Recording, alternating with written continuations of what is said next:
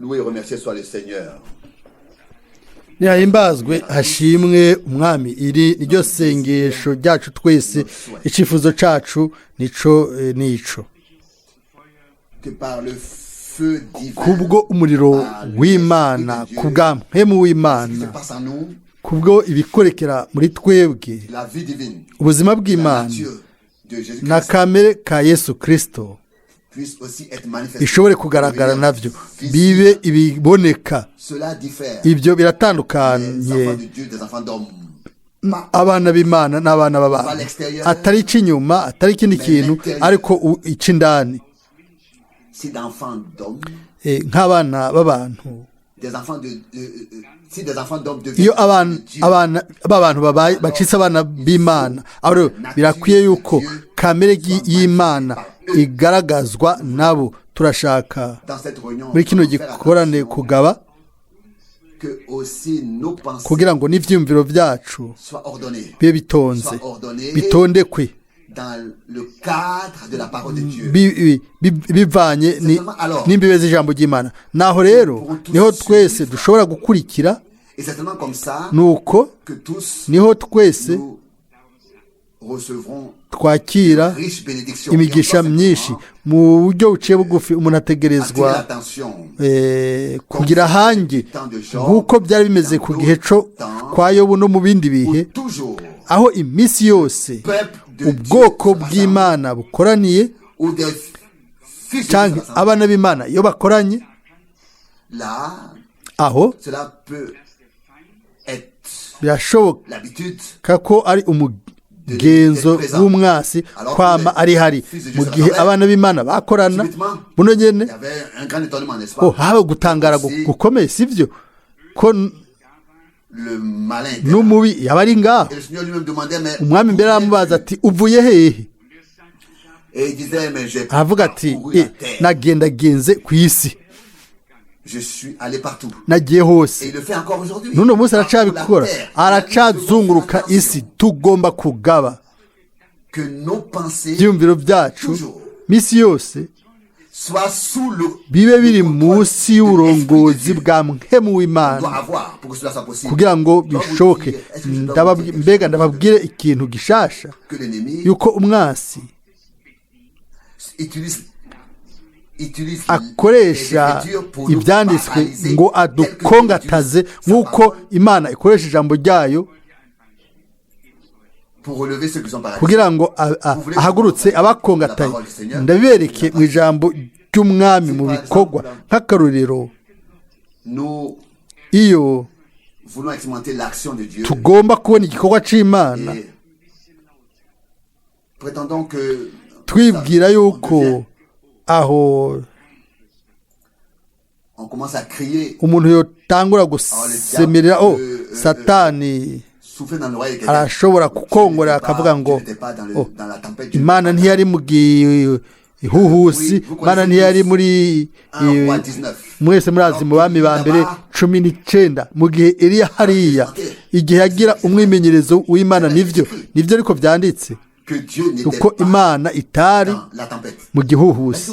Ariko murazi Que la tempête. yuko igihuhusi n'ibyo byose byari byarongowe n'Imana kugira ngo bitegurire uwo muntu w'Imana ku byagire bikurikire, ku mpera y'ibyagomba kuza inyuma y'ibihuhusi n'ibyo byose by'ugwamo. Mbega mwaramenye ibyo? Mwarabonye ibyo? Murabona uko niko umugwanizi ashobora kuza mu byanditswe. Ntakongora ikintu mu buryo mu gutwi kw'iburyo, yacisha mu bubafu igihe cyose. Aho rero ubwoko bw'Imana bugakubitwa hasi.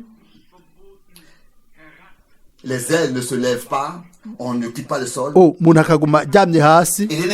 Umwasi nkuko yamye abikoresha iminsi yose, ni ijambo ry'Imana acurika ku mutwe. Ni gute yaje ku mwami? Afise ati uko niko byanditse. Ni gute aza kuri wewe? Ni gute aza kuri jewe? Afise ibyanditse gusa gutyo. Hanyuma aho tugomba kugaba, kuko umwasi umubi akoresha ijambo. Alors il veut nous faire tomber.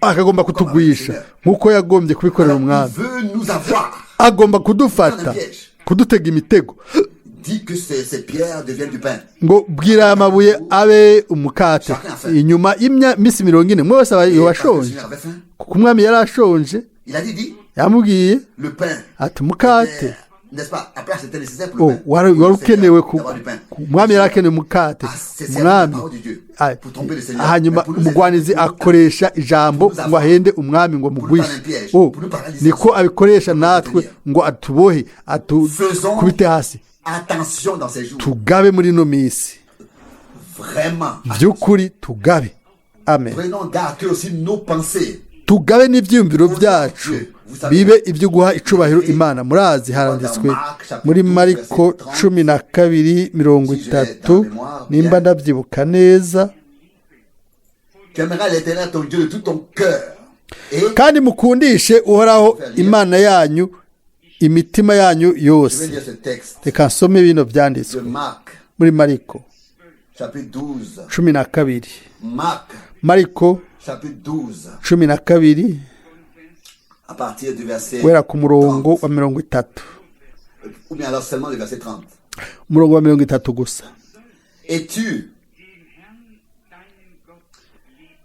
aimeras le Seigneur ton Dieu kandi mukundishe uhoraho imana yanyu imitima yanyu yose de toute ton âme, n'ubugingo bwanyu bwose de toute n'ubwenge bwanyu bwose mu gifaransa ngo n'ibyiyumviro byanyu byose n'inkomezi zanyu zose cela peut nous arriver ibi birashobora kudushikira que de Yoko. tout notre cœur hamwe n'umutima wacu wose dukunda imana et aussi de toutes nos forces. hamwe n'inkomezi zacu Notre zose force est que nous manquons tukabura de l'aimer aussi de kuyikunda toute notre no mu byiyumviro pensée, byacu aussi byose notre pensée, n'ibyiyumviro byacu byose iminsi yose bitegerezwa kuba bitondetse mu ijambo ry'imana bikaguma nuko niho naho honyine que cela niho permettra bizoshoboza au Seigneur, ko umwami agashobora kuduha ibyo dukeneye à cette remarque, kuba bya kino kintu cyo kugabisha kuri bino byanditswe roi, mu bami ba mbere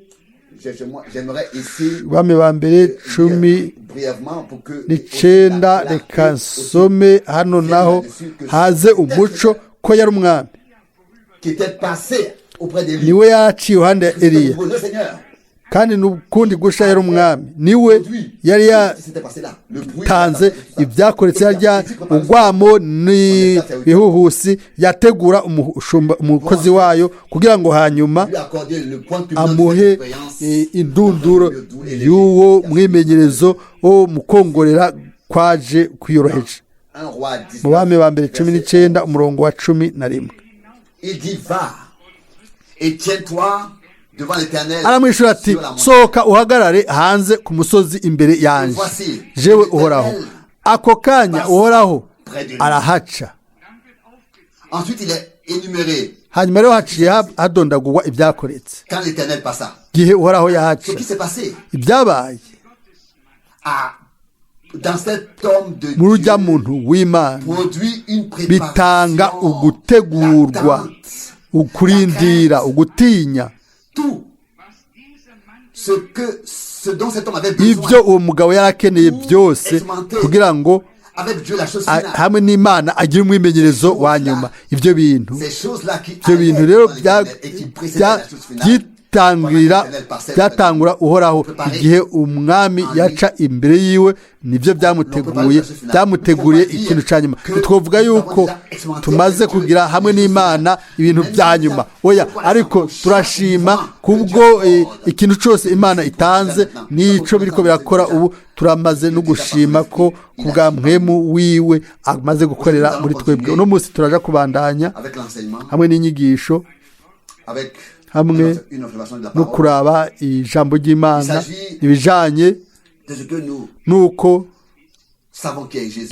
tumenya uwo ari we yesu kiriya gihe nicyo cyari ikibazo kandi n'uno munsi nicyo kibazo gihari turashaka kubw'ibyo tureke ijambo ry'Imana ritubwire, kuko ibyo abantu bavuga ntibituraje ishinga guhereye aho Imana yatanguye kutubwirira. Mu gihe aho twatahuye yuko Imana ivugana natwe, aho rero icyo gihe niho twaciye dutahura buno nyine yuko abantu atana kimwe bafise cyo kutubwira, nta na kimwe. Mu gihe ijambo ry'Imana riciye kuri mwemu w'Imana twarihishurirwa tukarironkamwo umuco, turashobora guta hasi isobanuro z'abantu zose by'ukuri, kuko Imana ntiri mu sobanuro cy'umuntu. Imana iri gusa mu ijambo ryayo, kandi ntituri isobanuro z'abantu, turi ijambo, turi icamwa c'ijambo, kuko Yesu Kristo yabaye ijambo ryambaye umubiri. Uko niko bimeze hamwe natwe, niko bimeze hamwe natwe. Iyi minsi itegerezwa kubigaragaza, itegerezwa gusobanura ukwinjira cyane mu bwami bw'Imana. Ibyo bizova kuri twebwe twese, ingene tuzobigiramwo umugabane, tuzokwiyugurura kubiko birakoreka byose, twigurira Imana. Reka nsome mu Izaburi 104 ntango y'icigwa cacu kubw'ubwiza bw'Umwami. Zaburi 104 guhera ku murongo wa mbere gushika ku murongo wa 4. Mutima wanje himbaza Uhoraho, Uhoraho Mana yanje, uruhambaye cyane, wisakaye igitinyiro n'icubahiro.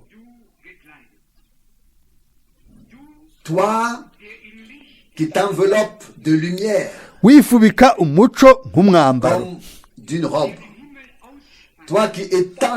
ugaranzura ijuru nk'ihema, ushinga inkingi z'isenge zawe mu mazi, uhindura ibicu umukogote ugenderamwo, ugendera ku mababa y'umuyaga.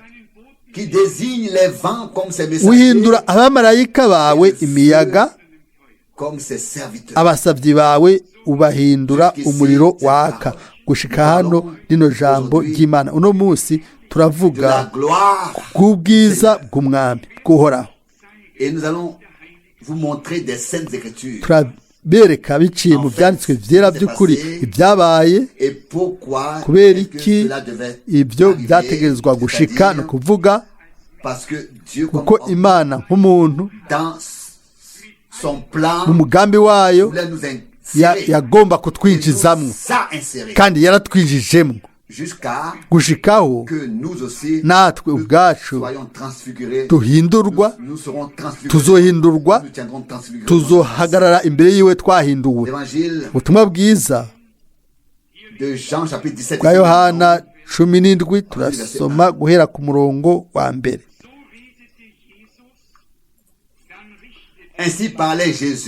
Yesu avuga ivyo arangamiza mu ijuru ati, Data, igihe kirashitse, shimagiza mwana wawe, ngo umwana agushimagize, kuko wamuhaye ububasha ku bafise umubiri bose, ngo abo wamuhaye bose abahe ubugingo budashira. Amen. Ubu nibwo bugingo budashira, ko bakumenya wewe Imana yonyene y'ukuri, n'uwo watumye Yesu Kristo.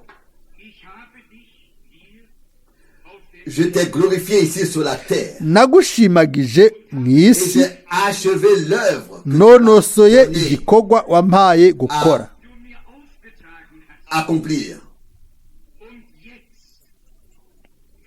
Et maintenant, Père, nanone glorifie-moi data unshimagizanye nawe auprès de toi-même unshimagirishe de la gloire bwa bwiza que j'ai possédé nahoranye ndi kumwe nawe avant que le monde isi soit. itararemwa.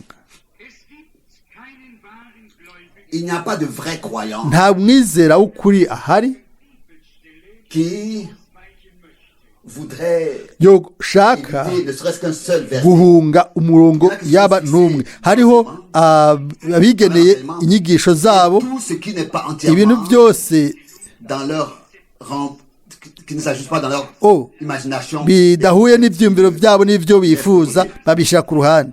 Dans le concept de Dieu, mu nama y'Imana chaque parole jambo à ryose sa place. rifise ikibanza De l'Ancien et de l'Ancien et du Nouveau Testament. rirahuza mu isezerano rya kera n'isezerano rishasha. umurongo wose Tout s'ajuste byose birahuza, à sa place. kimwe cyose gifise ikibanza.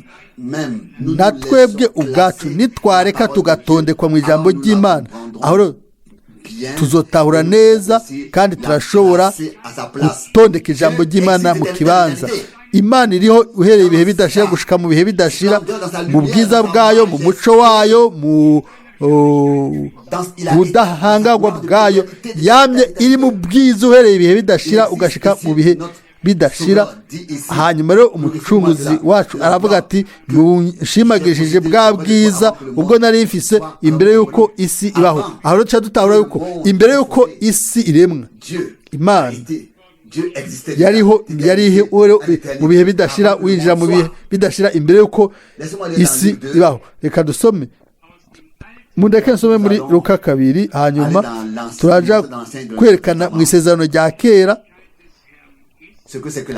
icyo ari cyo ubwiza bw'uhoraho n'ingene Imana mu isezerano rya kera yihishuye, ingene yigaragaje muri Luka 2 umurongo w'9.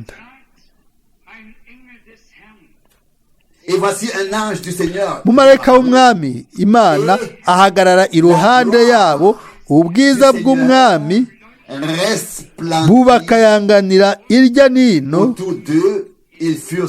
baterwa n'ubwoba bwinshi. hano turiko turavuga ijambo ubwiza. ubwiza bw'umwami bubakayanganira irya nino, ariko umwami ubwiwe yari aryamye mu bwato. yari yamaze kuva mu bwiza bwiwe, yambara ishusho y'umugurano, ariko ubwiza bwarabugaragaye kuko umwami w'ubwiza yari yabaye umuntu. turaza kuraba ingene Imana hanyuma yafatanije ibyo bintu byose muri Kristo hamwe n'abantu ku isi, maze bigaragara mu buryo bugaragara muri Kristo Yesu. nifuza gusoma muri Luka mu mbare Yohana wa mbere, mu Yohana igice cya mbere umurongo wa 14. naza gusa guhagara ku mirongo mike mike kuko ngomba gusoma ibyanditswe byera byinshi. Yohana igice cya mbere 14. kandi uwo jambo yehaye umubiri abana natwe, twitegereza ubwiza bwiwe, n'ubwiza bumeze nk'ubw'umwana w'ikinege ava kwa se, yuzuye ubuntu n'ukuri, yuzuye ubuntu n'ukuri. twitegereje ubwiza bwiwe. no munsi turavuga, no munsi dufise ibyabona byinshi, turaza guhamagara ibyabona byinshi mu isezerano rya kera no mu isezerano rishasha, bagendana n'Imana, bumvise ijwi ry'Imana, babonye ubwiza bw'Imana,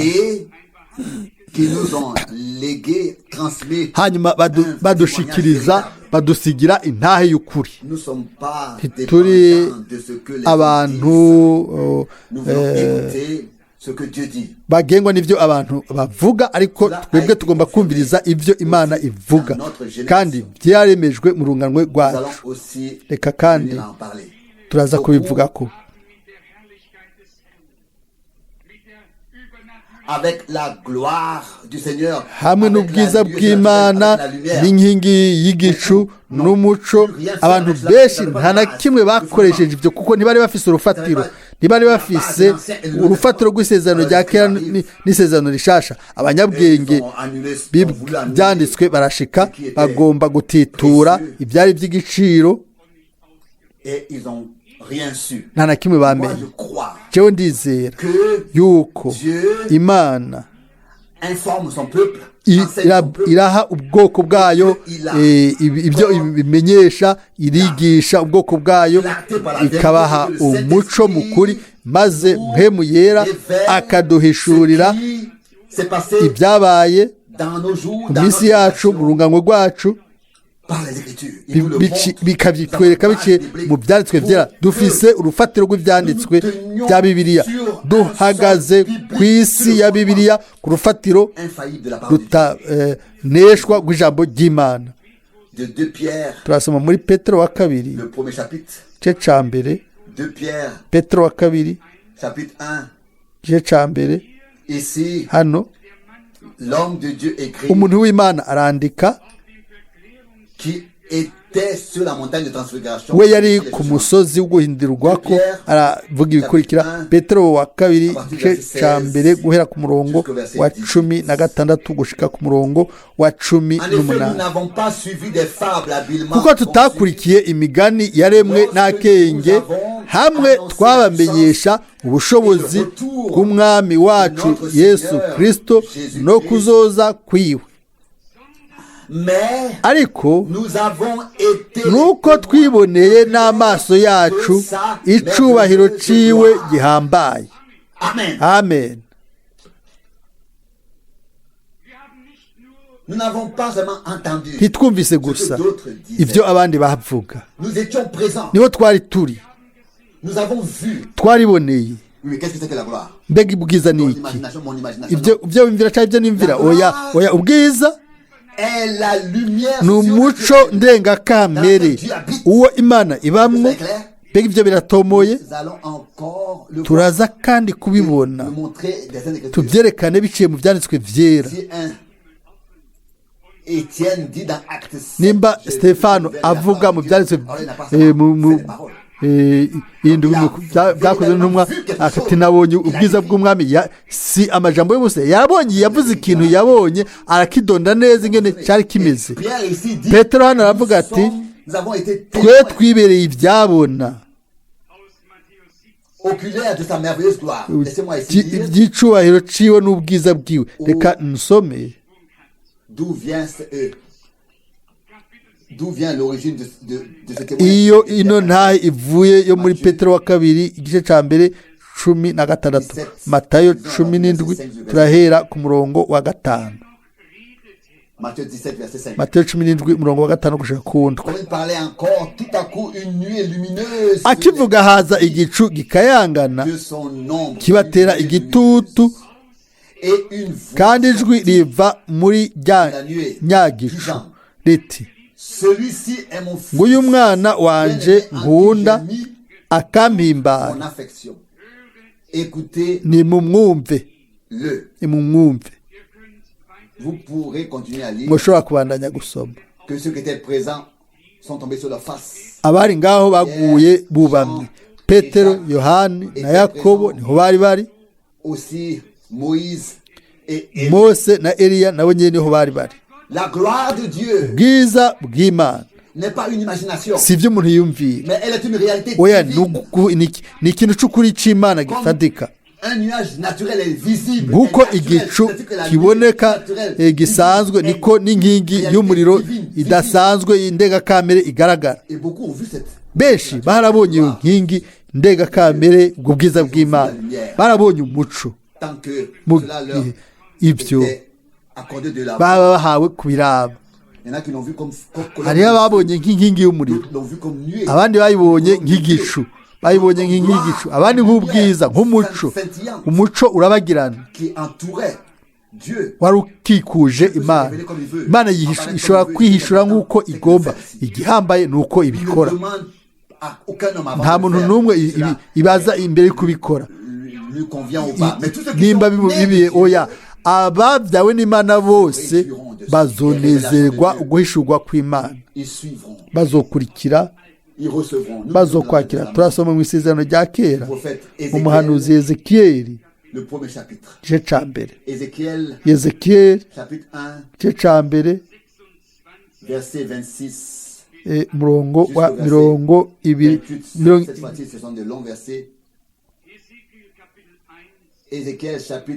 Ezekiyeli igice ca mbere umurongo wa 26 gushika ku murongo wa 28. Hirya y'iryo tazanure ryo hejuru y'imitwe yavyo hari igisa n'intebe y'ubwami imeze nk'akabuyenge kitwa safira, kandi hejuru kuri ico kintu casa n'intebe y'ubwami hari igisa n'umuntu.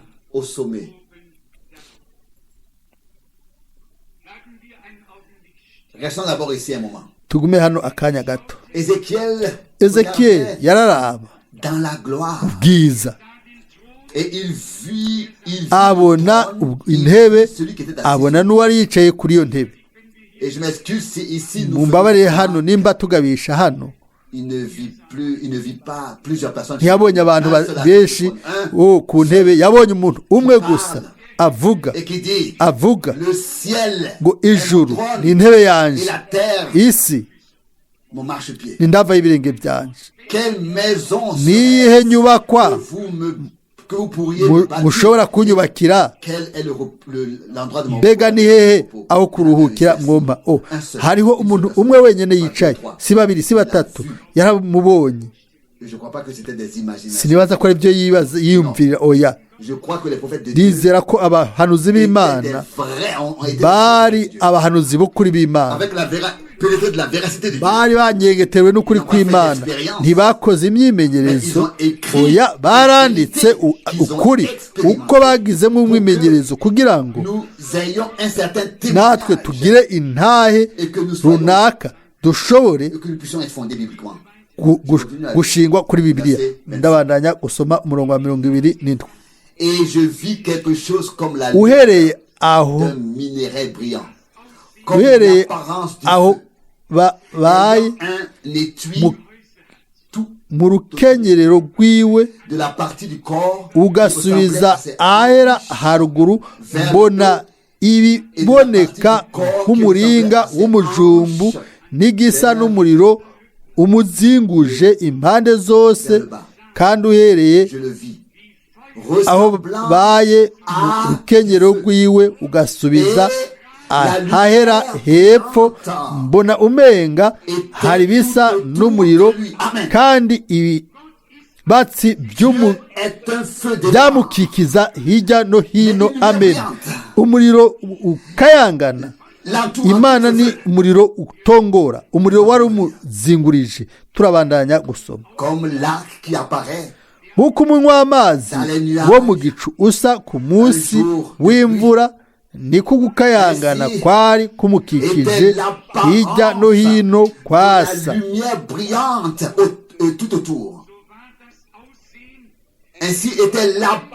Ibyo byari bimeze nk'ibisa n'ubwiza bw'Uhoraho, nk'uko ubwiza bw'Uhoraho buseruka. Turiko tuvuga ubwiza bw'Uhoraho. Ubwiza bw'Uhoraho bwaramubonekeye, twabonye ubwiza bwiwe. Mbega ni iki? Ni biki ibyo ari byo? Hano haranditswe ngo uko niko kwari kuboneka k'ubwiza bw'Uhoraho. Mbibonye nikubita hasi nubamye, numva ijwi, numva ijwi ry'uvuga. ninde yibuka ibyo twasomye muri Luka 2 hariho abungere bari mu murima bari ku musozi yego nivyo hari mu ijoro buno nyene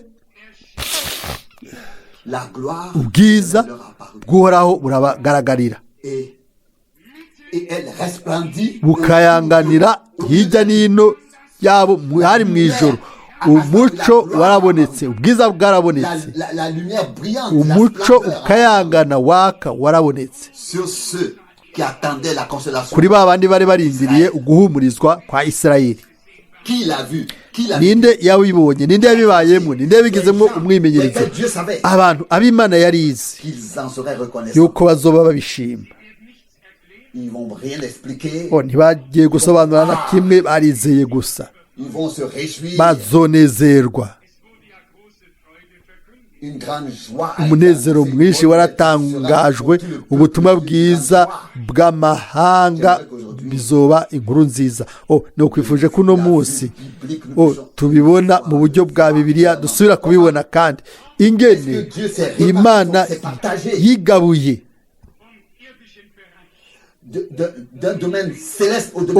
iva mu ahantu ho mu ijuru n'ahantu ho mu isi kugira ngo ikure abantu mu isi ibatware mu bintu byo mu ijuru. Ibyo Imana ikora byose biba bifise intumbero, biba bifise isobanuro ikomeye n'intumbero yo hejuru cyane, birengana ibihe. Amina. Bigasohoreza mu bihe bidashira kandi bizokwamaho ibihe bidashira. Uko niko kwabaye ugusohoka, ukuboneka k'ubwiza bw'uhoraho. Ezekiyeli 2:28 yaragaragaye muri ubwo bwiza, ariko nk'uko bivugwa muri Luka 2, ubwiza bwari bwamanutse buva mu ijuru, ariko umwami wenyine w'ubwiza yari yacitse umuntu. Ubwo biruko ubwiza ntibwari kure. Tubandanye gusoma muri Ezekiyeli 3:12. Ndasoma ibyanditswe byera byinshi mbigombye kugira ngo dushobore kumenya yuko uko ari kubiri. Ezekiyeli 3:12.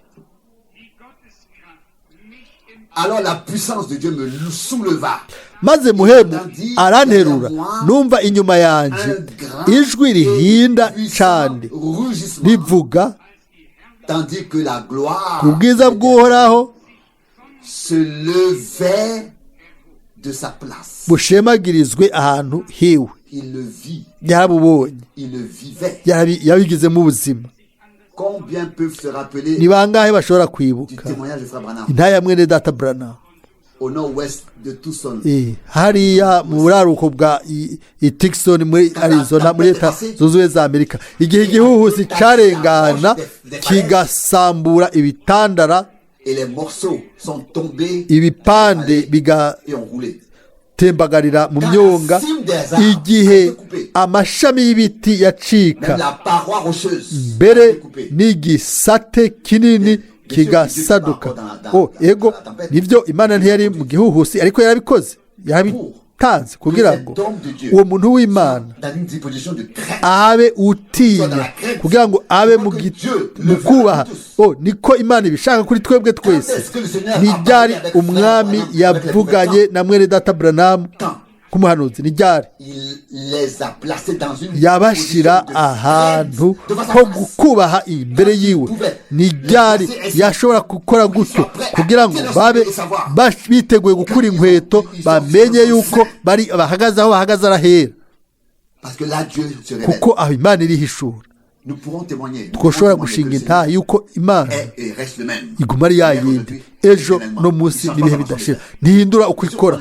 Ndafise amashimwe yuko Imana nzima mu gihe cyacu by'ukuri twarumvise ivuga ko habaye umuntu ku isi, umuhanuzi w'ukuri w'Imana, uwo Imana umwami yashoboye kumukoresha nk'umunwa kugira ngo imuvugishe. Ndasoma hano muri Ezekiyeli 3:22 na 23. zekiyeli gatatu verset 22 et mirongo wa verset mirongo ibiri na kabiri na mirongo ibiri na gatatu. là, la main de l'Éternel se posa. aho hantu nyene niho ukuboko k'uhoraho kwanziyeko, Et il me donna arambarira cet ordre. ati va hasi Lève-toi et va dans la uje vallée. ku kiyaga, Là. Et c'est uje là mu kiyaya, que je te parlerai. iyo Alléluia. niho nzokubonanira, C'est là niho que nja je kubonanira te nawe. parlerai. Aleluya, amen. Ni Je me levai iyo niho nzoja et j'allai kubonanira dans la nawe. vallée. Et voici Njamva hasi nja mu la kiyaya, gloire de l'Éternel mbona ubwiza bw'uhoraho apparut buhahagaraye, et se tenait là tel que je l'avais bumeze nk'ubwiza nabonye ku ruzi Kebari. Alors je tombais maze nikubita hasi sur ma face. nubamye.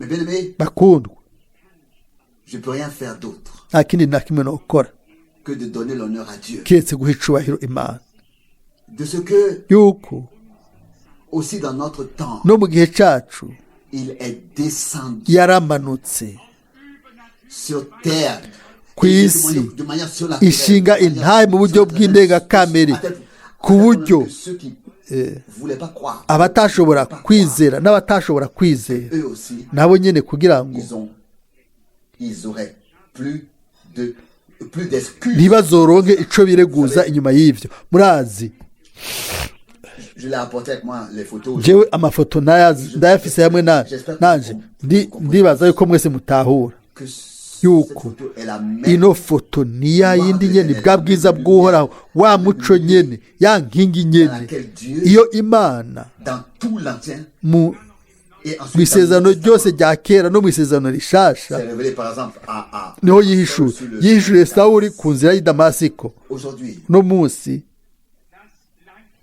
J'ai le magazine Le Live. mfise ikinyamakuru Life hamwe Où nanje, l'exposé avec la aho écrit. kugaragara ibyo kuvugwa inkingi y'umuriro birimwo. Ndafise n'ikindi kinyamakuru c'abashakashatsi aho inkingi y'umuriro yagaragaye itariki 28 z'ukwezi kwa kabiri au couvercle. aha Sur le couvercle. ku mutemere. Dieu dans Imana notre génération. muri runo runganwe rwacu yarishingiye intahe. C'était pas seulement des paroles. Ntiyari amajambo gusa, yaraserutse, yaragaragaye. Cari igikorwa c'Imana, cari igikorwa ndengakamere c'Imana ubwayo, ku mvo yahe, ku ntumbero yahe, kugira ngo dushobore kuzanwa mu kubaha no mu gutinya imbere y'uko ivyo Imana yagomba kuvuga, kugira ngo tushigwe mu kubaha no gutinya buno butumwa, ntituze kubusobanura uko tugomvye cyangwa tugire umugwi tuvuge ngo oya ibi ntitubyizera, ibi turabyemeye, ibi ntitubyemeye. Oya, ntimundire umusaya ndabivuze gutyo. Ariko abantu bameze gutyo barobanura ibyo bizera n'ibyo batizera, Imana ntishobora kubandanya ivugana nabo. Imana ikeneye abantu abo ibintu bimera nk'uko byari bimeze ku bahanuzi. Bakoze iki? Bagwa bubamye. Amina. Ndibuka uriya mwimenyerezo Branham yagize igihe bene data benshi bari hariya, yari yatanze ubuvugishwa ku burengazuba bwa Leta Zunze Ubumwe za Amerika, avuga ati bene data mugwe mwubamye. Akivuga iryo ryungane, ubwiza bw'uhoraho, Imana yari imaze kuhagera. Bakundwa, dutegerezwa gutahura yuko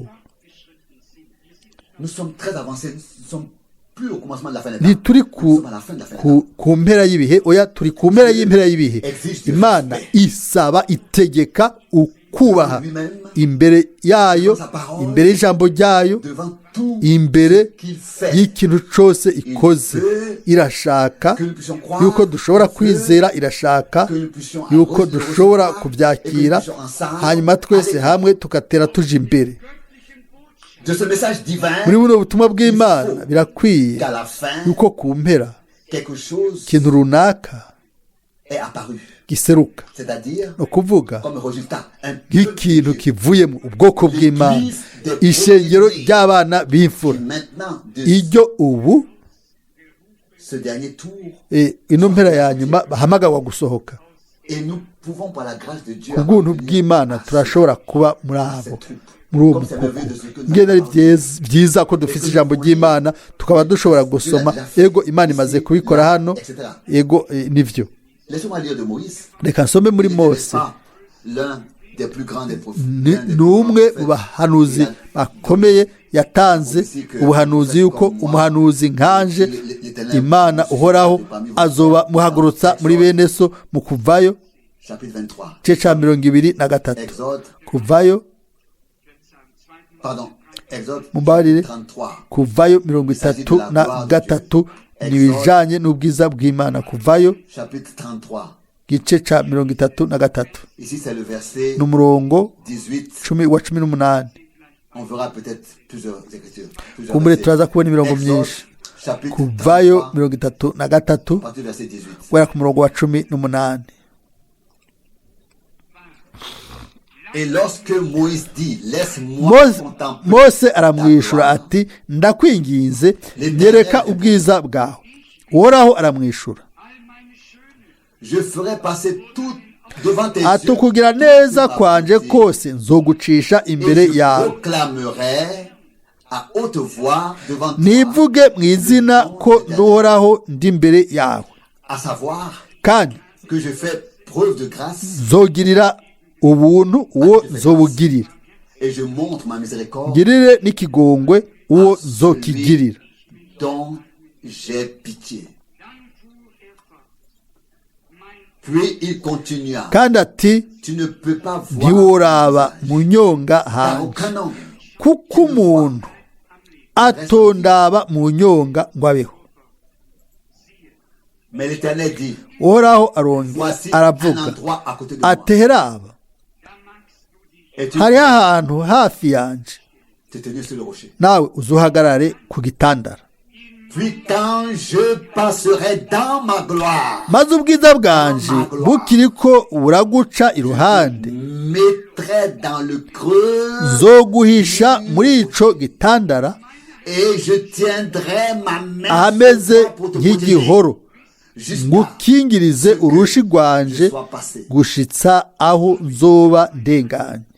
Si donc je retire ma main, ninakura meze nkureho urushi rwanje urabe mu bintu mu bitugu byanje ariko mu nyonga hanje ntihashobora kuboneka. comme ici, quelle a été la demande? Mbega ico cari casabwe cari iki ngo reka ndabe ubwiza bwawe. Turiko turavuga ku bw'ubwiza du Seigneur. bw'umwami.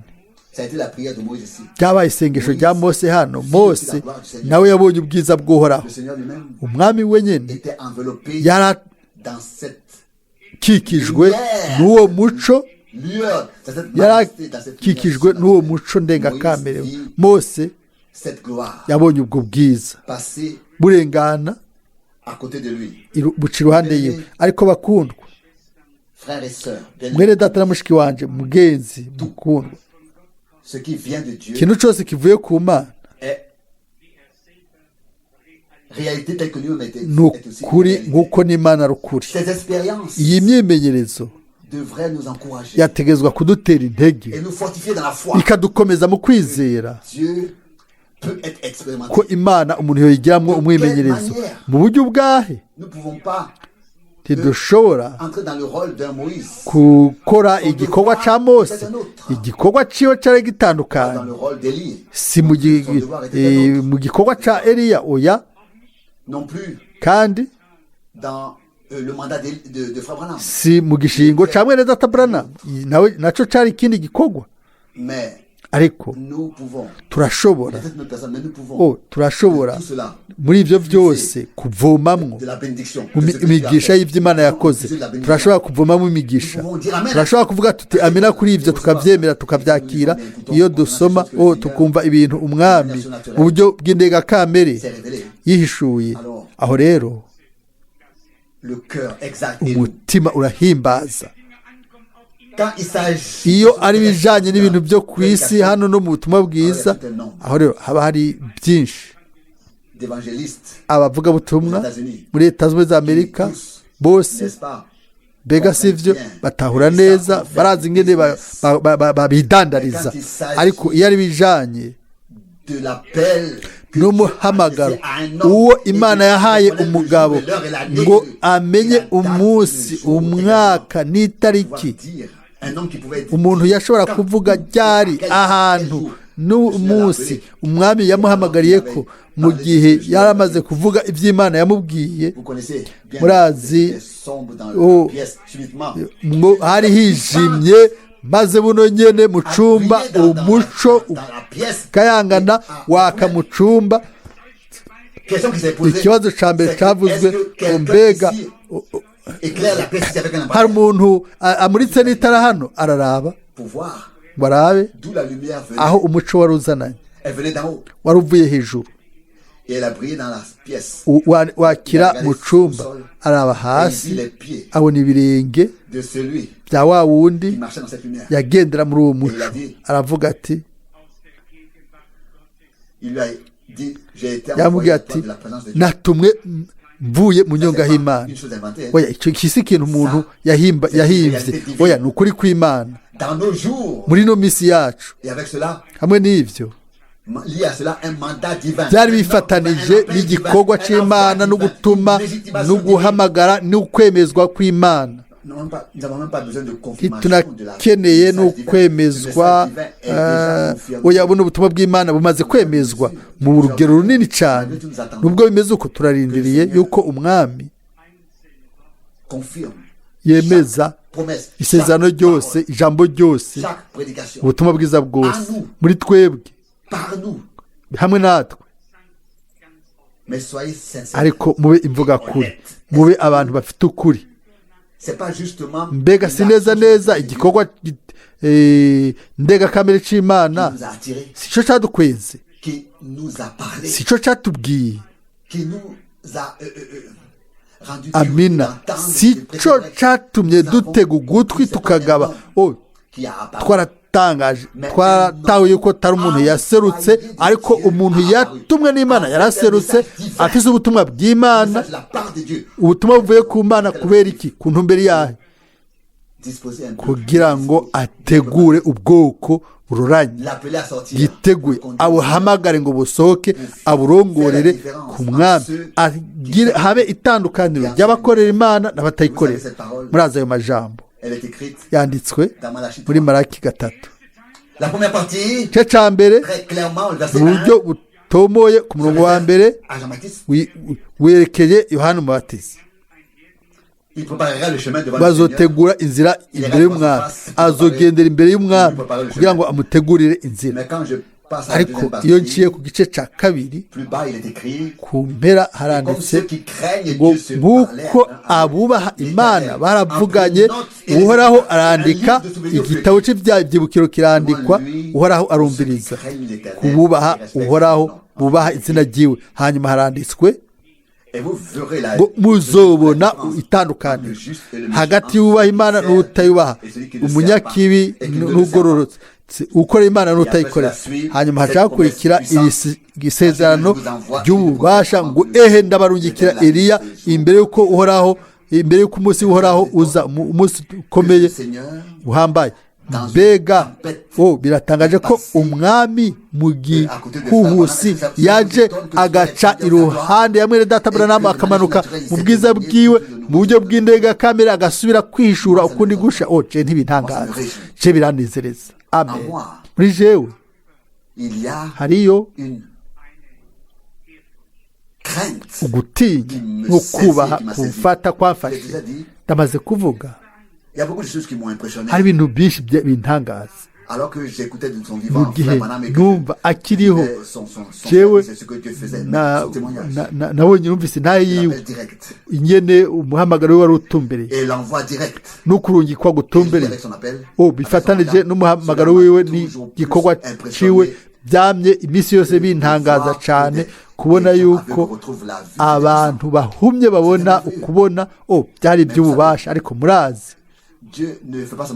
Imana ntitanga gusa ibimenyetso mwene data Branham yavuga iki ngo umwami atanga ikimenyetso kugira ngo hanyuma faire retentir la voix yumvikanishe ijwi pour que tous kugira ngo ceux abo qui bose ont babonye ikimenyetso leur attention soit attirée sur bagabe kugira kugikurikira bashobore kuba biteguye kubikurikira. Ijwi rikurikira ikimenyetso. Mose yarabajije ati nyemerera mbona ubwiza bwawe. Mwami aramubwira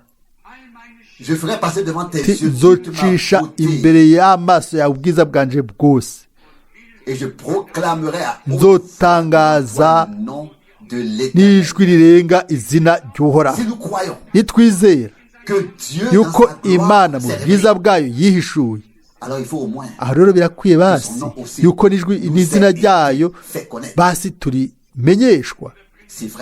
Niba mwene data Branham yaraserutse atazi izina iryo Imana mu isezerano rishasha yihishuyemo, byoba ari ibiki basi byo? Nk'ikintu kidasanzwe mu butumwa. Oya, umwami yaramenyesheje izina ryiwe hano nk'uko bivugwa hano, ngo nzotangaza n'ijwi rirenga izina ry'isezerano ry'Uhoraho, kugira ngo mbereke ingene bihambaye kumenya izina ry'isezerano rishasha, ingene mwene data Branham yikwegeye abansi kuko yashize hejuru ubumana bwa Yesu Kristo, agashimika agashitana umuco mu mubatizo mu izina rya Yesu Kristo. Ni bangahe bavuga bati twe twari tuzi yuko uri umuntu w'Imana? Ariko ibyo bintu bireke ku ruhande, ibyo bireke bigumize ku ruhande. Mbega tugomba gumiza ku ruhande iki? Ikitari c'Imana ico turata ku ruhande, turagiheba. Ariko ikivuye ku Mana ico nico twari turindiriye, tugomba kugifata. No kwifuje vy'ukuri yuko amazina atandukanye yo mu nsobanuro zose, amazina yo mu Giheburayo cyane cyane amazina y'Imana, kuko no munsi turavuga ngo Uhoraho, umwami Uhoraho. Usoma mu Kigiriki handitse ngo Iskurios Theos. Hariyo amazina muri Bibiliya Imana itigeze ivuga. Byobaye byiza yaba byari byanditse ngo Adonai mu bice bitandukanye. Byobaye byiza basi iyo bareka amazina y'inkomoko yaba Elohim, Yahweh, cyangwa mu isezerano rishasha turavuga mu Kigiriki ngo Yesu, ariko mu Giheburayo ni Yashua. Yave indome zitatu J, H na H. Yahweh umucunguzi. No munsi turasoma ngo Yesu. Byari kuba byiza kumenya yuko Yahweh ari we mucunguzi. Yahweh niwe tuzi nka Yesu. Mu bisanzwe Yesu ni Yahweh umucunguzi. Rero hano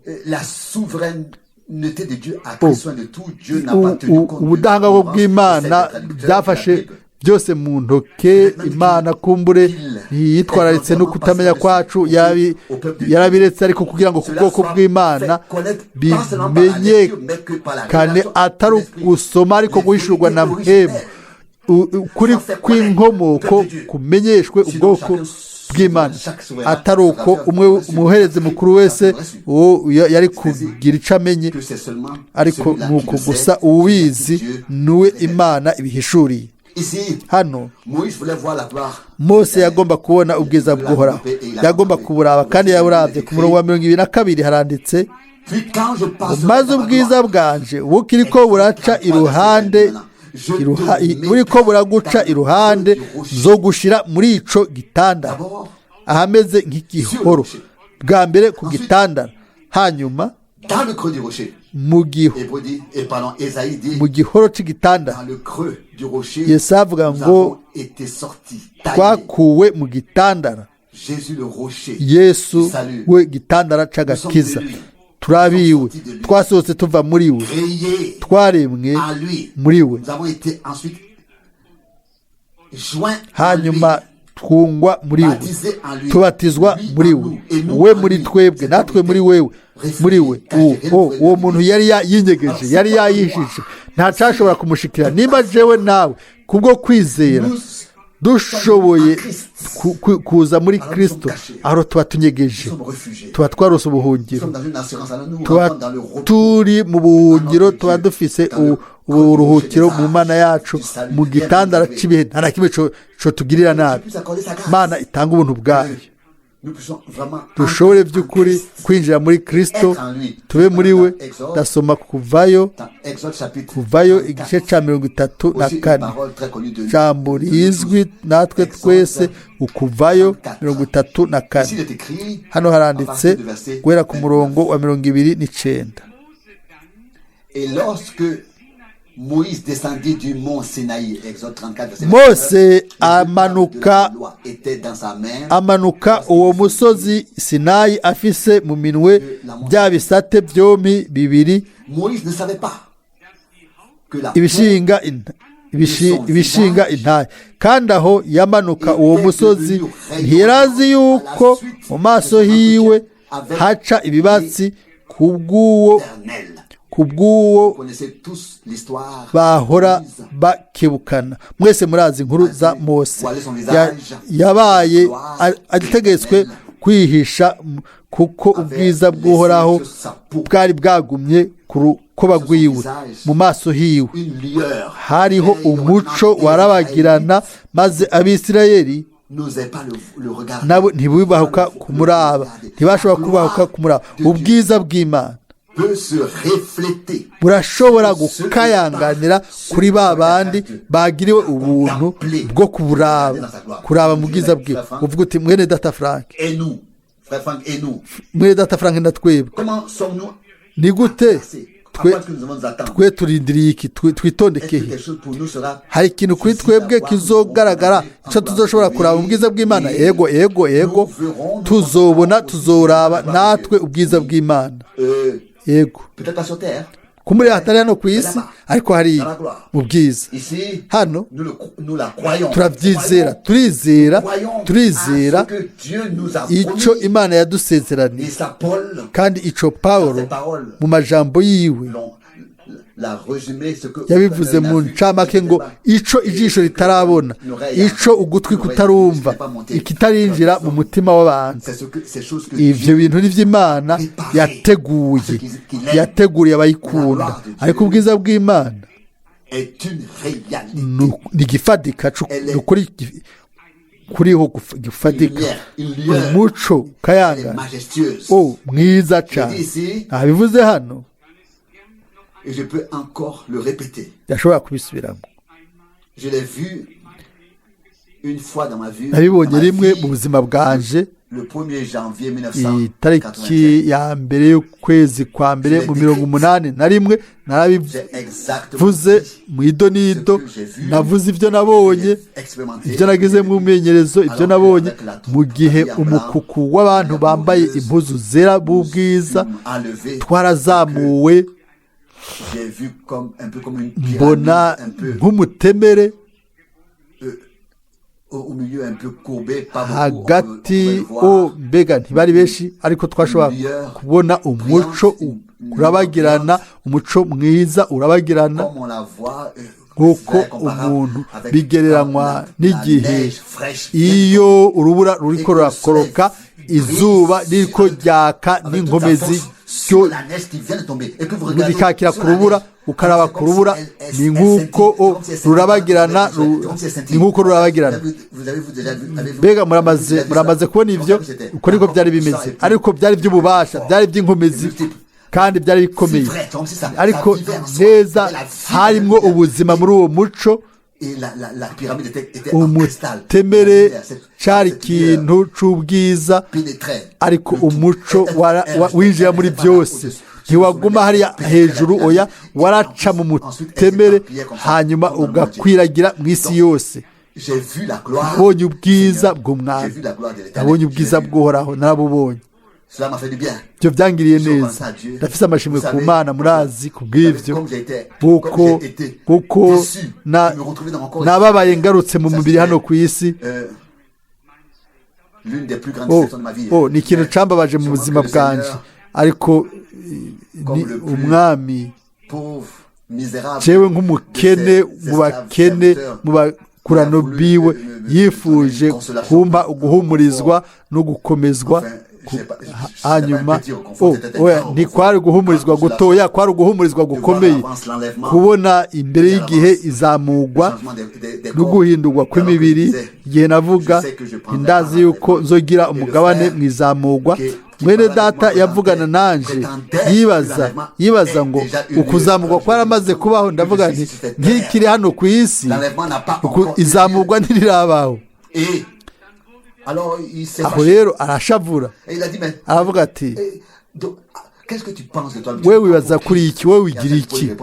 icyo ndaramwishura nti buno nyene nihuse nizera ko je ubwanje noba narazamuwe, ariyo ntihimbazwe Imana. oya sinabivuze kubwo kwikatisha, ndabivuze kuko Imana yabidusezeraniye, kuko yabitweretse, kandi turabyizera, turavuga, turazi n'ivyo tuvuga ivyo ari byo. iyo tuvuga inkingi y'igicu n'ubwiza bw'umwami bw'uhoraho n'ububasha bwiwe, muzobona imirongo myinshi cyane izo kwiyongerako. kuno muhingamo canke ubu canke ibiri canke itatu tuza gusoma mu Kuvayo igice Kuvayo igice ca 40. hano turasoma Kuvayo igice ca 40 umurongo wa 34. umurongo wa 34. maze ca gicu gifuka ihema ry'ibonaniro, ubwiza bw'uhoraho bwuzura mu ihema ry'ibonaniro.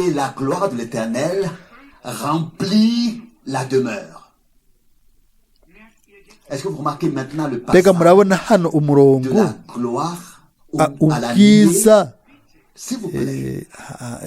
ubwiza canke igicu mugabe ku ijambo ryose mu mirongo ikurikira.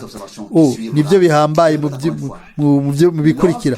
ndasubiramwo igihe Mose, ndasubiramwo maze ca gicu gipfuka ihema ry'ibonaniro, ubwiza bw'uhoraho bwuzura mu ihema ry'imbere, mu ihema ry'imbere. Mose ntiyashobora kwinjira muri iryo hema ry'ibonaniro kuko ico gicu cari kuri ryo,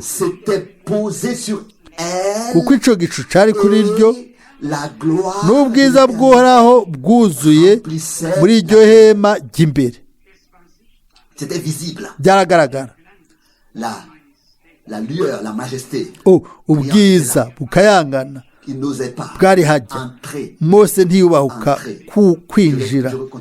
ndabandanya gusoma 36. kandi mu rugendo rwabo rwose, iyo ico gicu kivuye kuri iryo hema kigasubira hejuru, Abisirayeli baca bafata inzira. ariko iyo ico gicu kidasubiye hejuru, ntibagenda gushitsa ku munsi gisubiye hejuru, kuko ico gicu c'uhoraho ku murango caba kuri iryo hema mw'ijoro kikakamwo umuriro imbere y'ab'inzu ya Isirayeli bose mu rugendo rwabo rwose. hano ino mirongo mu gicu no mu nkingi y'umuriro ku murango cyari igicu, ariko mu ijoro yari inkingi y'umuriro. muratahura ibyo.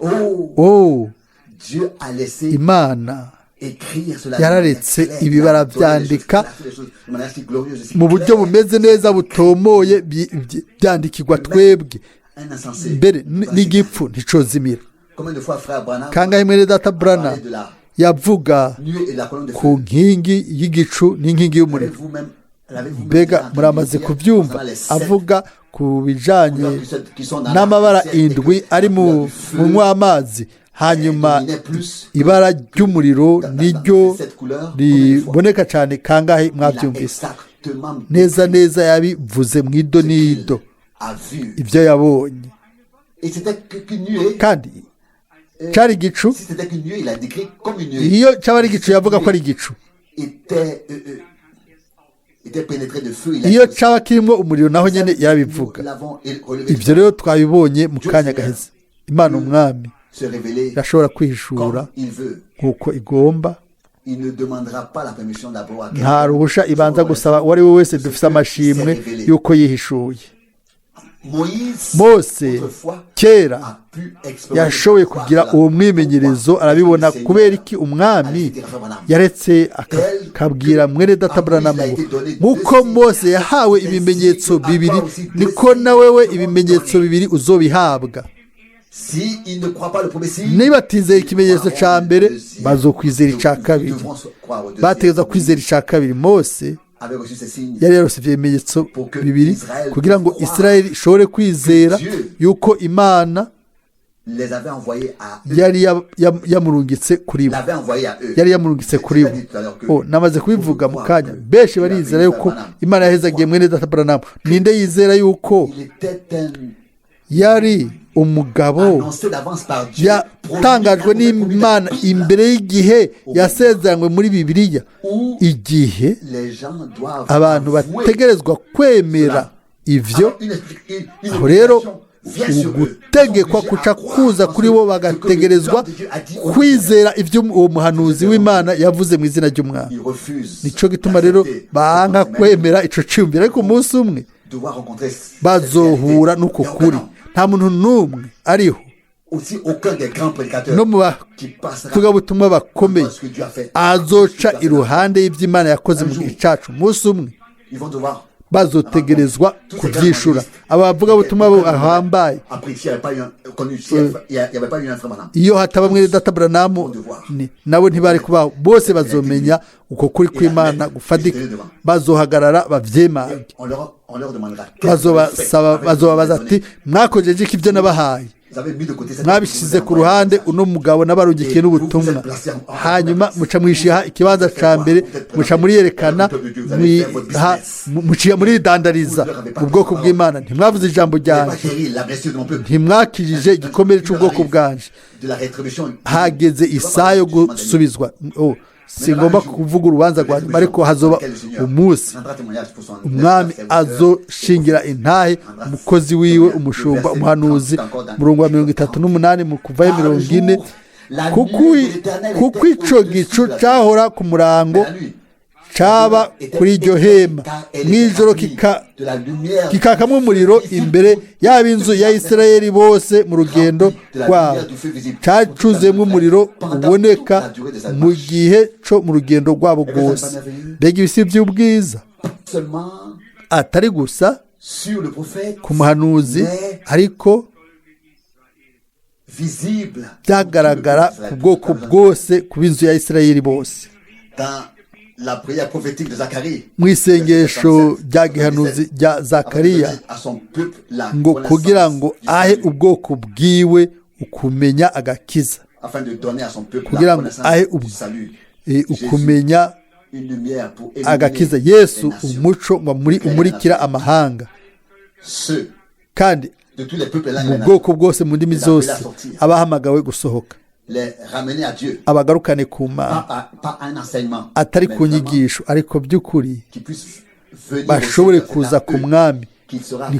Abo nibo bazohishurirwa ibyabaye mu gihe cyacu, bazoshobora kubw'ubuntu bw'Imana kumenya ijambo ry'Imana n'igikorwa c'Imana, batondeka ibintu mu buryo bwa Bibiliya, kuko bo nyene ubwabo baremeye baratondekwa n'Imana muri Bibiliya. Ndasoma kandi mu kuvayo, mu guharura 20,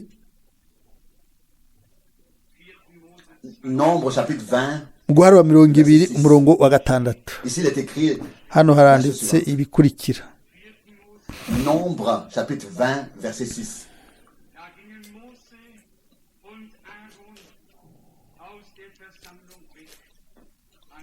Moïse et Aaron se retirèrent de l'assemblée.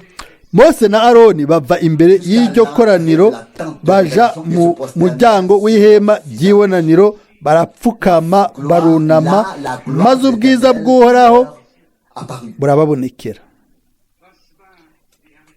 Qu'est-ce que c'était que la gloire de l'Éternel? mbega ubwiza bw'uhoraho cari iki? Cette nuée surnaturelle ijya nkingi y'igicu ndengakamere yaherekeza abisirayeli bose bari bazi yuko umwami ahari. Umwami aravuga, bose bubaha icyo yavuga, bateza kubaha icyo avuze. Abatubaha barabagararije, bateza kubiriha. Mu kuvayo kandi mu kuvayo 33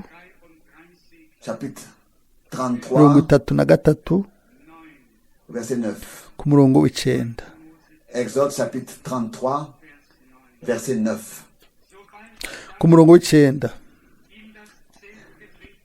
Exode 33 verset 9. Kuvayo 33:9. Mose yamara kwinjira mu ihema, ya nkingi y'igicu ikamanuka igahagarara ku muryango waryo.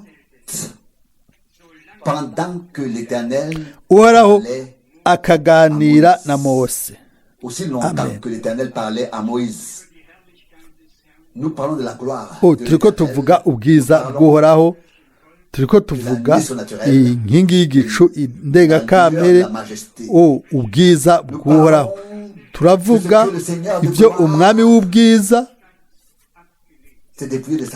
yiyambuye ubwiza bwiwe, yarabiretse acika umuntu, yambikwa uduhuzu mu bwato, ajyamayo kuri jewe. Ibi biguma ari igitangaza gikomeye cyane yuko twashoboye kumva ibyo umwami w'ubwiza yiyumviye kuri twebwe, ku buryo yaretse ubwiza bwiwe, ukudapfa kwiwe, yambara ishusho y'umubiri hano y'umuntu mu mubiri w'inyama. Twe twakoze ibyaha muri uno mubiri w'inyama, araducungura, aradukiza mu buryo bufadika hano kuri ino si, atanga ikiguzi ku bw'agakiza kawe n'akanje, kubwo agakiza kacu. Natwe ku mpera tuzokwambikwa ubwiza, turaza gusubira kubivuga n'ibindi byanditswe byera byinshi. Na twebwe tuzokwambara ubwiza, amen, hamwe nawe, kandi tuzoba dusa nawe, amen. Nk'uko yabaye usa natwe, uko niko natwe tuzoba usa nawe mu buryo bwuzuye. Aho rero tuca tubona igitangaza cya kabiri.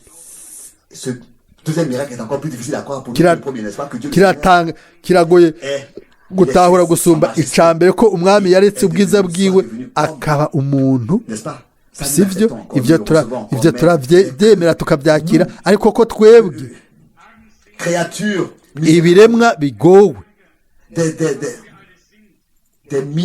abakene, bananiwe ibintu byose, twebwe tugasa n'umwami. Ibyo biducisha bugufi, bikatugira bato mu mukungugu uwo twakuwemo, ariko dufise amashimwe kuko turashobora kwizera yuko ibyo bizokoreka. Yohana yabivuze, ibyo ntibiragaragara icyo tuzoba, ariko nibyagaragara, niyahishurwa, tuzoba dusa nawe, amina. Murizera ibyo mwese, amina. Natwe tuzobona ubwiza bw'umwami, tuzobubona mu byizere. Imana y'ukwizigirwa mu rungano rwacu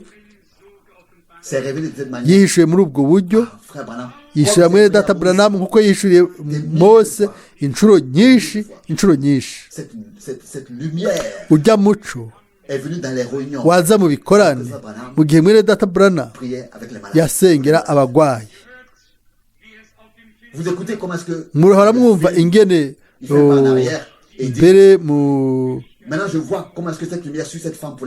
ingene avuga ati, ubu ndabona umuco uri hariya kurya mugore, ati ndabona mpwemu w'Imana hariya, hariya mu mfuruka Regardez le film. nimurabe mu butumwa bwiza bwerekanwa ibi nabibonye n'umutima wanjye nabonye ukubaho kw'Imana kwari hajya natwe turafise ubuntu twagira ubuntu bwo kurindira mwami ntiyavuze ati aho babiri canke batatu bazoba bakoraniye mu izina ryanje mba ndi hagati yabo mba ndi kumwe nabo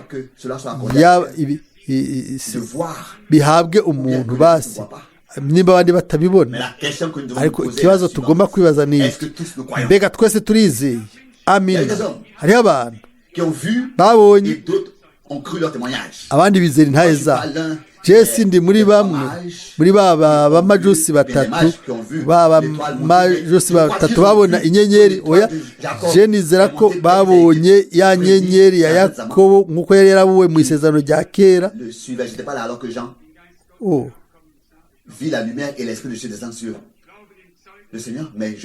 nizera yuko ivyo byasohoje nizera intahe ivy'Imana yari yaragenye ngo byandikwe ibyo babonye n'ibyo bagize mu mimenyerezo ibyo cyari cyumviro ico Yohana mu cete ciwe yavuze ibyo twabonye ibyo twumvise ibyo twakora kwe n'iminwa yacu jambo w'ubugingo ibyo tubatangariza kugira ngo namwe mushobore kwizera ibyo Imana yakoze turabitangaza turabibabwira kugira ngo namwe mwizere Imana muzobona ubwiza bwiwe buzomanuka haleluya amina turahaguruka kugira ngo dusenge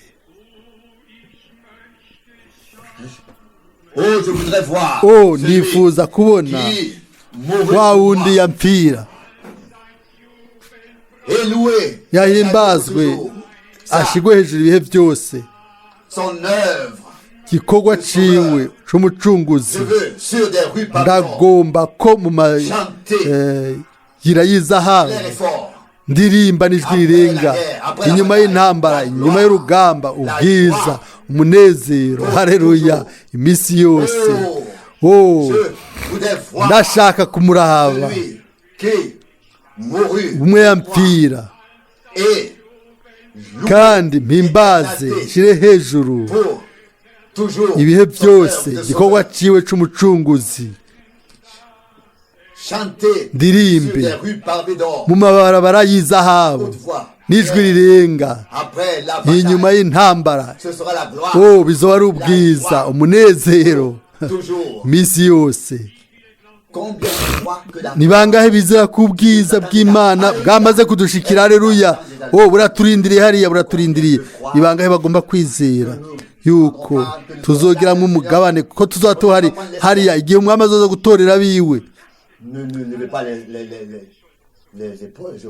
ntimuduzi ibitugu ndabona umuntu aduze ibitugu ntibiteza kubaho umwami atugirira ubuntu twese ntihagire umuntu akora ibyo ndabinginze ntimukore ibyo ntimuduze ibitugu umwe wese navuge ngo amina haleluya kuko turizera ibyo ntibigomba kubaho iby'ukuri n'iby'Imana yavuze turi ico icyaha cyatugize turi ico Imana yakoze muri twebwe kubw'ubuntu bwayo kubwo kudutsindanishiriza n'igikorwa ciwe kandi haranditse ko turi abana b'Imana haleluya Imana ihimbazwe nivyo uwirabako ashobora kuduza ibitugu sindigera mperutse kubona ibyo harazigiye nimunyizere ntimukereye kubikora murazi ingene dushobora kubabaza Imana mu kutizera tudashoboye kwemera ibyo yakoze kuri twebwe by'ukuri muri Kristo hamwe n'ivyo turamubabaza cyane mwami yavuze ati nimutizera uwo ndiwe aho muzogwa mu byaha byanyu ariko kubera twizera yuko ari ndiho kuko twizera yuko ari ndiho cyo gituma sommes pas morts dans le péché. tutaguye mu byaha byacu Nos péchés, ibyaha byacu notre condamnation, gucirwa ku iteka kwacu amakosa yacu nos transgressions kugabitanya sont kwacu tombées sur lui byaguye kuri we pour que nous, kugira ngo dushobore kuronka amahoro par ses blessures, kubwo mu mishago yiwe twarakize muri zera ivyo alors si nous sommes guéris, alors nous nimba sommes twarakize dufite amagara meza aleluya quelqu'un était malade. nimba umuntu yari arwaye Et il dit que je suis akavuga guéri. ati nakize Qu'est-ce que ça donne alors? nibiki Que la personne ni uko uwo muntu est guérie. yakize Guérie. yakize Le Seigneur umwami a envoyé sa parole. yatumye ijambo yaradukijije amina Dans la nourriture, il n'y a pas la mort. Dans la nourriture, il y mu a la byo vie. kurya ntiharimo urupfu harimo ubuzima Elle n'est pas allée chercher, elle n'a pas venue des disciples du prophète, mais du haut des cieux. La parole de Dieu a été. byavuye ku bahanuzi oya byaje bivuye hejuru mu ijuru bose abahanuzi bagomba kuba ikintu runaka oya n'abantu ataco bari bamaze yabagenye kuba abahanuzi b'amahanga reka turimbe kandi munezerwe Ça n'a pas toujours été comme ça à haute voix. Ça peut être birashoboka ko bitaba mu ijwi rirenga ariko mu mutima mu bwina hariyo une joie. hariyo umunezero w'ibwina umunezero w'ibwina C'est les gens, ça s'exprime comme ça, chez les autres peut-être. kuri bamwe ni ibi ku bandi biratandukanye ariko twubaha uwo ari we wese igihambaye ni uko kubwo kwizera duha icubahiro imana tukavuga tuti urakoze kubwo ibyo wakoze ku bwacu Seigneur mwami de gloire, w'ubwiza Dieu de toute grâce, mana y'ubuntu bwose de consolation, toi, no guhumurizwa kose we mana ya aburahamu isaka na yakobo Dieu de Moïse, Dieu, mana ya mose mana ya eliya Dieu de tous les prophètes, mana y'abahanuzi bose n'intumwa zose toi, wewe le vrai Dieu mana vivant, y'ukuri à toi nous disons nzima louange niwe tubwiye tuti amashimwe muri ino saha de ce que tu t'es tourné vers nous, ko waduhindukiriye et tu as parlé avec nous, ukavugana natwe et tu t'es révélé à nous. ukatwihishurira Nous te remercions turagushimiye de ce que tu restes yuko uguma ari wa wundi ejo uno munsi et éternellement. kandi ibihe bidashira Toi, ô Seigneur, wewe mwami tu étais celui uri wa wundi qui, avec sa gloire, hamwe n'ubwiza bwiwe avait apparu à Moïse. yiyekera mose ku gisaka c'umuriro hanyuma mu nkingi y'ubwiza Tu étais celui wari wa wundi que Ézéchiel voyait. ezekiyeli yabona Tu étais ni wa wundi uwo qui parlait avec tous les prophètes yavugana n'abahanuzi bose et qui s'est révélé à eux. akabihishurira Il parlait ensuite par eux. yavuga Et avugira muri bo uri wa wundi qui s'est dépouillé de sa gloire yiyambura ubwiza bwiwe pour devenir homme, kugira ngo ucike umuntu revêtir ukambara une forme de serviteur ishusho y'umugurano pour pouvoir nous kugira ngo sauver ushobore kuducungura et nous racheter. udukize Nous te remercions. turagushimiye Nous louons ton Saint-Nom. turahimbaza izina ryawe ryera Et nous savons turazi que nous te verrons ko tuzokubona en gloire, mu bwiza dans ta gloire. ubwiza bwawe haleluya À toi l'agneau de Dieu, wewe mwagazi w'imana le roi des rois, mwami w'abami le Seigneur des seigneurs. umwami aganza abandi bami turagusenga Et donnons à toi seul, wewe nyene niwe duhaye icubahiro Sauveur fidèle, mucunguzi mwizigirwa accorde-nous la uduhe juste devant toi, ukugutinya imbere yawe ukubaha ijambo ryawe ta parole, ijambo ryawe n'ico uvuze o mwami kugira ngo dushobore kwakira ijambo ryose mu mutima wacu uduhe inkomezi kugira ngo tubigiremo ubuzima tubishyire mu bikorwa hanyuma dukore nk'uko ijambo ryawe rivuga kugira ngo tube abantu bashyira ijambo ryawe mu bikorwa duhezagire twese turi hano uhezagire abantu bose bifuje kuza batashoboye kuza urazi aho bari mwami et dans quel désir kandi no mu cifuzo leur cœur kiri mu mitima yabo ne peuvent pas être ici. ariko ntibashobore kuba Nous hano te demandons turagusavye que tu puisses avoir ton ushobore chemin avec kugira nous, inzira Seigneur. yawe natwe mwami Je veux aujourd'hui, ndashaka je uno voudrais munsi aujourd'hui, ndifuza devant ton peuple, imbere y'ubwoko bwawe n'umutima wanje wose kugushimira pour le privilège bw'amahirwe que tu m'as accordé ayo wampaye depuis le commencement, guhera ku ntango de voir kubona ton action igikorwa cawe ndengakamere no kucumva no kukigiramwo umugabane. Mwami wanje, ushobore kuduhezagira twese, utugirire ubuntu bwawe, dushobore ibyina mu mitima yacu, tugumye ijambo ryawe, turishire mu mitima, turyizere, nawe urisohoze, urishingire intahe. Mwami, ntihagire umuntu n'umwe muri twebwe yoguma ari umunyantege nke mu kwizera, ntihagire n'umwe yo kwitwa hasi, yo kwega amaguru inyuma nk'ubwoko bwa Isirayeli. Hano mu mpemu twese tube abanyengomezi, tugire amagara meza, turonke inguvu kubwo ibyo kurya byawe, tere tuje imbere. Turagushimiye kubw'ijambo ryawe rihishuye, ni mano nsha, n'ibyo kurya by'impemu by'ubugingo bwacu, no kuraba ijambo hano muri kino gitondo. Turabigushimiye n'umutima wacu wose, turagusavye ube kumwe natwe twese mu buntu bwawe, mu izina rya Yesu, amen. Amen.